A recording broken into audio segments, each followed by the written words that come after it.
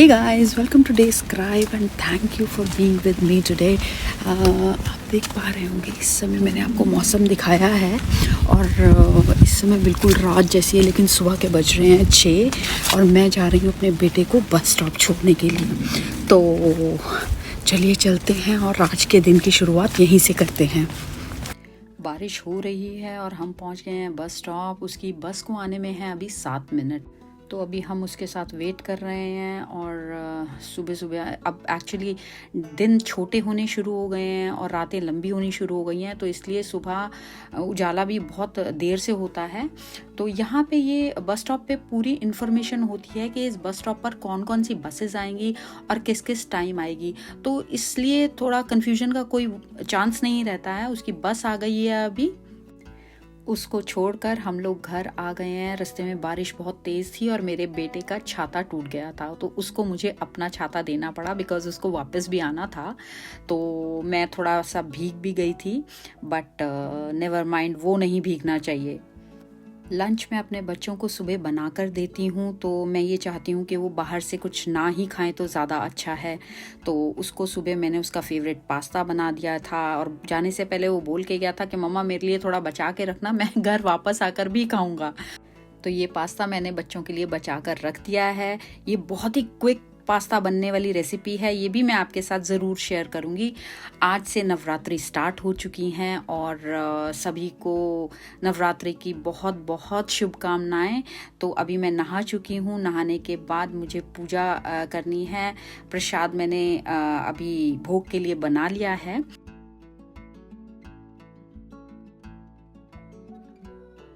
जब कोई भी पूजा आती है, कोई फेस्टिवल आता है, तो हमें अपनी सराउंडिंग्स में एक बहुत पॉजिटिव वाइब्स फील होती हैं, क्योंकि ये टाइम ऐसा होता है जिस समय हर इंसान पूजा करता है, पॉजिटिव थिंकिंग रखता है, और यही रीज़न है आपको अपनी सराउंडिंग्स में भी वो पॉजिटिविटी फील होती है।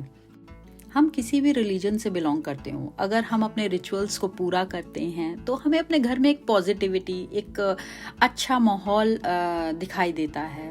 एंड ये सब चीज़ें हम अपने बड़ों से ही सीख पाते हैं। तो चलिए पूजा करके भगवान का आशीर्वाद ले लेते हैं।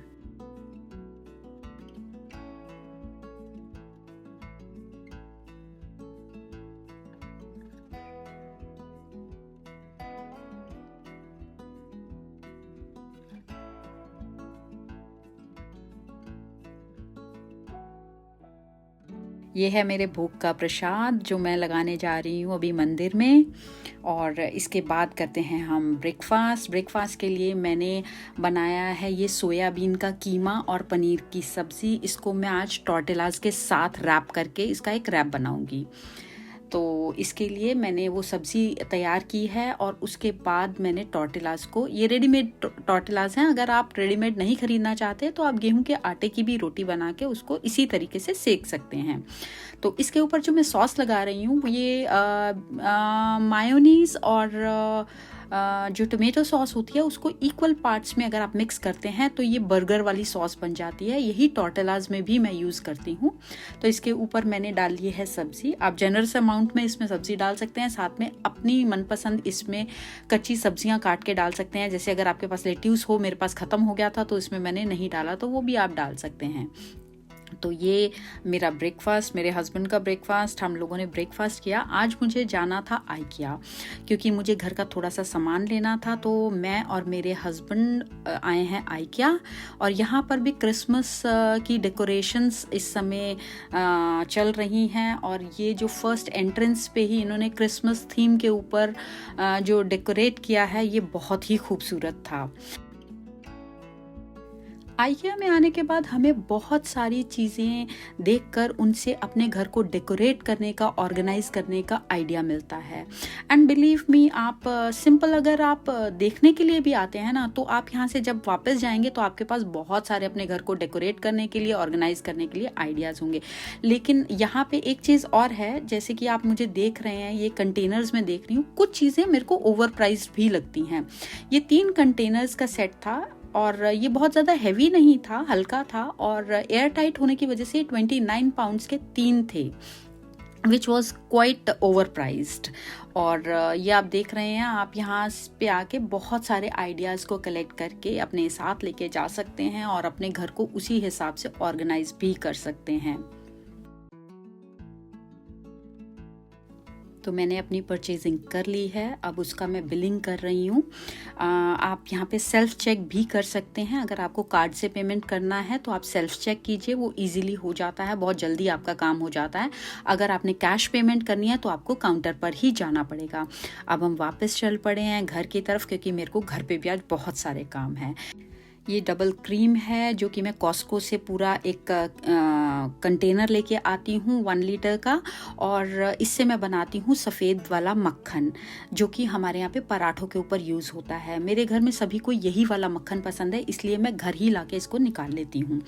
तो पहले मैंने इसको इलेक्ट्रिक मिक्सर से बीट किया और उसके बाद मैंने इसको हाथों से किया। तो ये मक्खन बहुत ही टेस्टी लगता है और अच्छे से बन भी जाता है, बहुत जल्दी बन जाता है। ये 1 लीटर में से मैंने कुछ क्रीम सेपरेट रखी है कुछ डिशेस के लिए, और बाकी का मैंने निकाल दिया है मक्खन, और ये काफ़ी सारा मक्खन निकल आया है।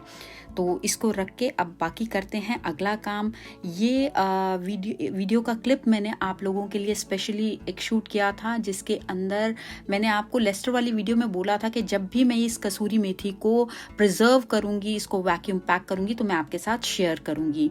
तो ये है मेरी वैक्यूम मशीन, और इस मशीन में आपका एक रोल होता है। रोल अलग अलग साइजेस के आते हैं, और जिस समय आप किसी भी चीज़ को वैक्यूम पैक कर देते हैं, चाहे आप उसे फ्रीज करते हैं या आप उसको बाहर रखते हैं, वो चीज़ ख़राब नहीं होती। ये कसूरी मेथी मेरी अब 1 साल तक भी ख़राब नहीं होगी। मैं इसको छोटे छोटे पैकेट्स में कन्वर्ट करूँगी, ताकि मेरे को जितना चाहिए मैं एक पैकेट खोलूँ और वो यूज़ हो जाए।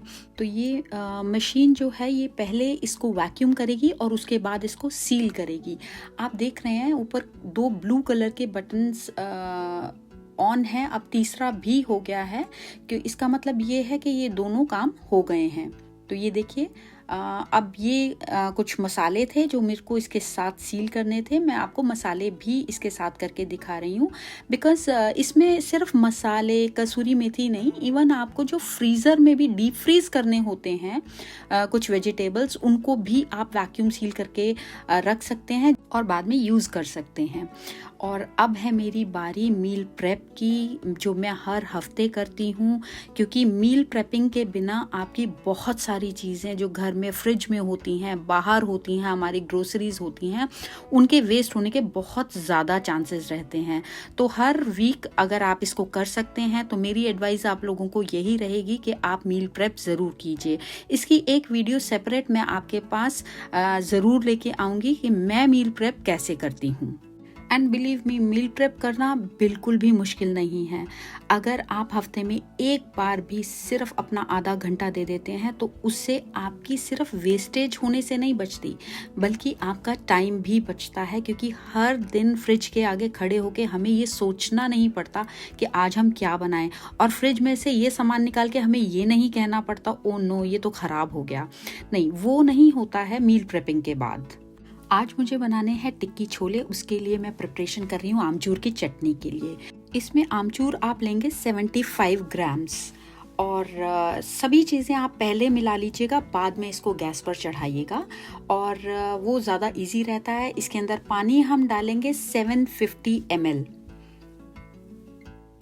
ये पानी आप देख रहे हैं, मैं धीरे धीरे इसको इसलिए मिक्स कर रही हूँ ताकि इसके अंदर लम्प्स ना रह जाएं, क्योंकि उन लम्प्स को डिज़ोल्व करना बहुत ही ज़रूरी है, अदरवाइज़ वो बाद में डिज़ोल्व नहीं हो पाएंगे। मैंने धीरे धीरे करके इसमें सारा पानी डाल दिया है, और धीरे धीरे इसीलिए डाला है, देखिए आप देख सकते हैं कि अब इसमें लम्प्स नहीं हैं। तो पूरा पानी अब इसके अंदर डल गया है। अब इसमें हम बाकी के इंग्रेडिएंट्स डालेंगे। इसके अंदर हम अब डालेंगे जिंजर पाउडर जो है 1 टीस्पून। इसके बाद हम डालेंगे इसमें कश्मीरी लाल मिर्च जो कि है 1 टेबलस्पून। रोस्टेड क्यूमिन पाउडर है 1 टेबलस्पून। तीखी लाल मिर्च है 1/2 टीस्पून। इसके बाद हम डालेंगे सौंफ का पाउडर 1/4 टीस्पून, और ब्लैक सॉल्ट यानी कि काला नमक 1 टीस्पून। उसके बाद आप नमक अपने हिसाब से, जैसा आपका स्वाद है आप उसके हिसाब से डाल सकते हैं। इसके बाद है गुड़, जो इसका मेन इंग्रेडिएंट है, वो डालेंगे हम 500 ग्राम। मैं इसमें चीनी नहीं डाल रही हूँ, मैं इसमें डाल रही हूँ गुड़, because this will be the healthier option than sugar. तो और दूसरा इसका बेनिफिट ये रहता है कि गुड़ डालने से इसका कलर भी अच्छा आता है। तो गैस ऑन कीजिए और इस पैन को आप गैस पे रख दीजिए। आपको इसको तब तक चलाना है जब तक कि गुड़ पूरा मेल्ट ना हो जाए, नहीं तो इसके नीचे लगने के चांसेस रहते हैं। गुड़ अच्छे से मेल्ट हो गया है, आप देख सकते हैं, और अब इसमें बॉयल भी आ गया है। अब हमारे को इसको मीडियम गैस पे, मतलब तेज़ नहीं रखना है और बिल्कुल सिम भी नहीं करना है, मीडियम गैस पे आपको इसको पकाना है, इस चटनी को। और जैसे जैसे ये पकेगी वैसे वैसे ये थोड़ी गाढ़ी होती जाएगी, लेकिन हमें इसे बहुत एक्सट्रीमली गाढ़ा भी नहीं करना, क्योंकि ये ठंडा होने के बाद भी काफ़ी गाढ़ी हो जाती है। अगर आपको ये ऊपर थोड़ा सा झाग दिख रहा हो तो आप इसको थोड़ा सा हटा दीजिए, जितना पॉसिबल होता है उतना हटा दीजिए, बाकी रहने दीजिए, क्योंकि कई बार गुड़ में कुछ थोड़ी इम्प्योरिटीज होती हैं तो वो झाग से निकल जाती हैं। धीरे धीरे आप देख पा रहे होंगे कि ये गाढ़ी हो गई है। और आमचूर की चटनी जो होती है वो बिल्कुल इमली की चटनी की तरह ही टेस्ट करती है। अगर आप चाहते हैं तो आप इसके अंदर खरबूजे के बीज भी ऐड कर सकते हैं, किशमिश भी ऐड कर सकते हैं। कुछ लोग करते हैं, लेकिन अभी क्या है कि अभी मेरे को जो जिस रेसिपी के लिए ये चटनी चाहिए उसके लिए मैं इसमें ऐड नहीं कर रही हूँ।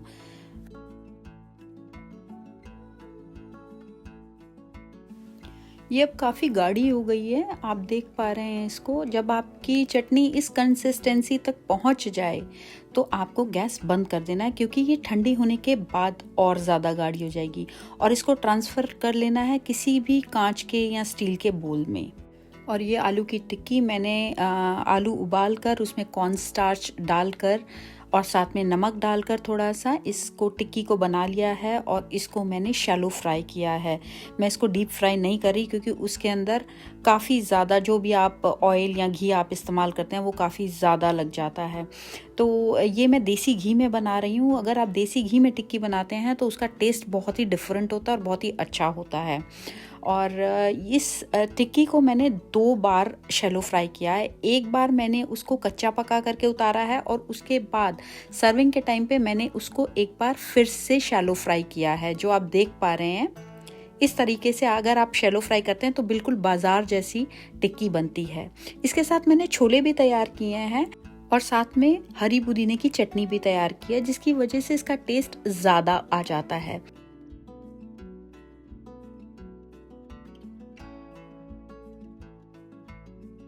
ये हो गई हमारी छोले टिक्की तैयार। अगर आपको इसकी डिटेल्ड रेसिपी चाहिए हो तो प्लीज़ मुझे कमेंट्स में लिखिएगा, मैं आपको इसकी बिल्कुल डिटेल्ड रेसिपी शेयर करूँगी।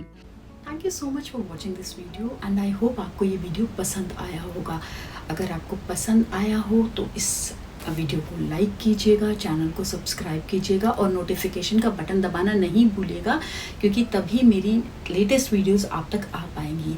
And once again happy Navratri to you all, and next video तक के लिए गुड बाय।